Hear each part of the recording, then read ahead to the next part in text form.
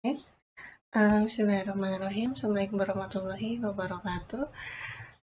Eh, kita kali ini akan membahas mengenai strategi dan taktik tawar-menawar distributif ya. Jadi kita memasuki materi UTS ya. Jadi apa sih namanya? Elemen dasar dari fungsi tawar-menawar itu adalah kita melakukan negosiasi untuk menentukan titik temu itu apakah nemu harga ya atau titik capai tujuan tertentu.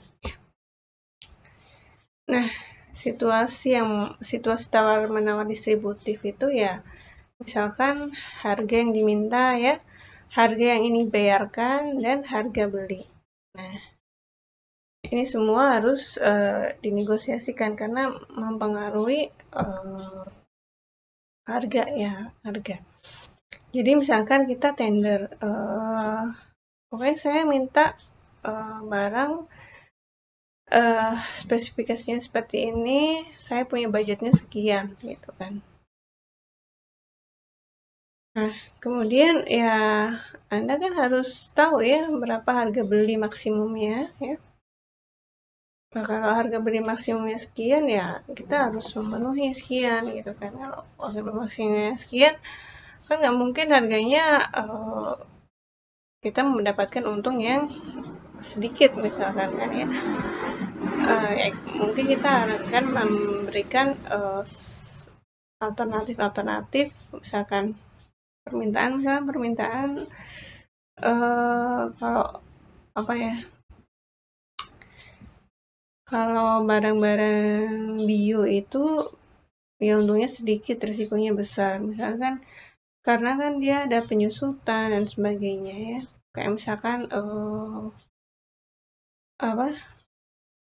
sekarang musim bikin kolak kan ya, butuh kolang kaling ya, butuh pisang ya, butuh misalkan ubi ya, dan lain sebagainya. Itu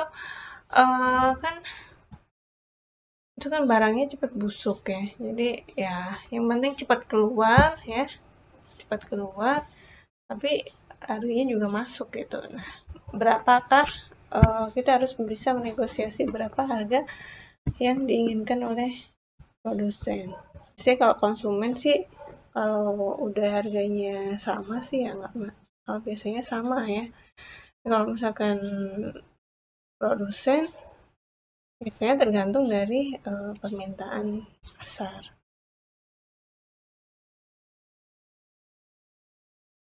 Nah, ini kemudian harga itu adalah kita harus tahu ya berapa equilibriumnya. Jadi kita harus tahu pagu harganya, berapa minimumnya, berapa maksimumnya. Tuh. Nah, ini teorinya tuh seperti itu ya, persebaran titik resistensi, maksudnya persebaran titik-titik tawar-menawar yang diperlukan. Misalkan kita pagu harganya pembelinya itu di angka misalkan 8.000. Nah, ongkos dan sebagainya jatuhlah harga 10.000 ya.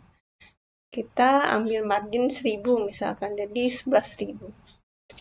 Nah, kita nggak boleh lebih rendah dari 11.000, karena kalau lebih rendah dari 11.000 ya kita nggak dapat apa-apa ya kan. Kalau misalkan nggak dapat apa-apa ya mending nggak usah jualan ya kan, atau nggak jualan produk yang lain, tidak usah memaksakan produk itu ya.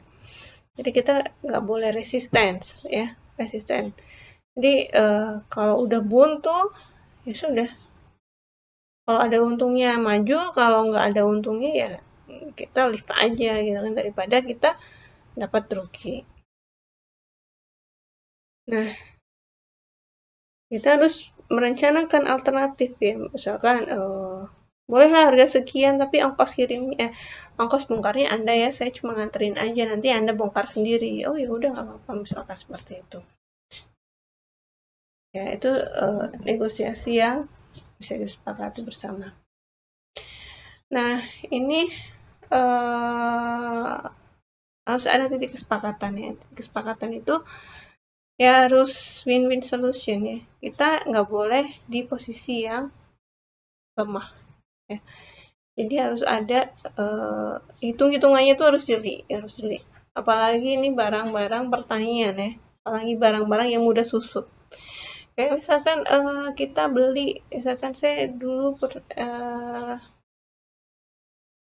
melon ya, kobis lah, engkol itu misalkan hari ini tuh beratnya sekilo, besok bisa berkurang 1 ons ya. Nah, berapa kali aja dikalikan berapa gitu kan. Karena apa kan, yang pertama nanti bagian luar engkol kobis itu tidak cantik lagi ya, keriput dan sebagainya gitu kan. Nah, kalau kita nambah misalkan didinginkan atau diapain gitu kan nambah biaya lagi ya kan, belum tentu orang akan untungnya segitu gitu kan ya. Nah, itu harus ada harus ada hitungan yang matang. Nah, ini bargaining mix. Nah, bargaining mix itu adalah kita harus sepakat. Harus jelas ya. Harganya berapa, tanggal penutupan penjualannya berapa, terus harga barangnya berapa ya. Jadi semuanya itu kita harus tahu. Karena apa? Misalkan ya, kita menyiapkan misalkan ya udah, contoh aja misalkan kita jualan rimpang jahe, misalkan jahe atau kunyit misalkan untuk ekspor.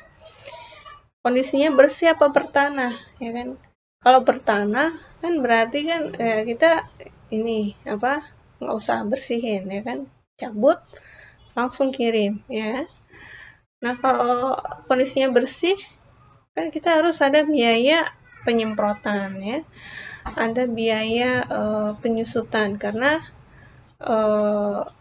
ya pasti tanahnya kan berkurang ya kan. Terus yang kedua, kalau rimpang sudah dibersihkan, dijemur, pasti ada penyusutan ya kan, karena kadar airnya berkurang. Nah, kemudian tanggal penutupan penjualan, jadi pengirimannya itu kapan? Perjalanan ini berapa hari? Ya, misalkan shippingnya 2 hari, oh berarti tanggal sekian gitu kan. Nah, itu harus matang. Nah, kemudian ada strategi-strategi fundamental ya, mendorong kesepakatan penjual atau pembeli, meyakinkan penjual untuk mengubah resistensinya. Nah, ini kesepakatan negatif. Jika rentangnya negatif ya kita di rentang jangan sampai negatif banget gitu ya. Jadi ada untungnya sedikit. Kemudian tugas penting dalam tawar-menawar yaitu mencari titik temunya bagaimana gitu ya. Nah,